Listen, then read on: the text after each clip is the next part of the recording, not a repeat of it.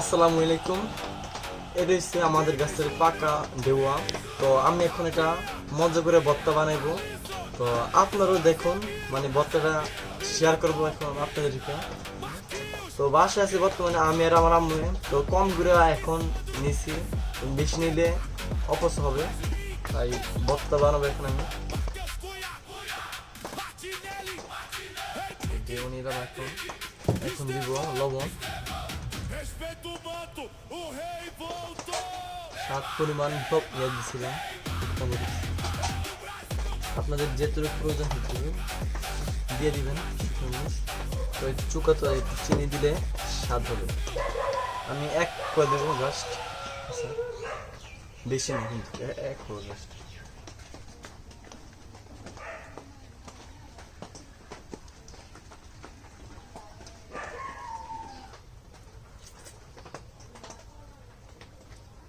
পুরো অসাধারণ।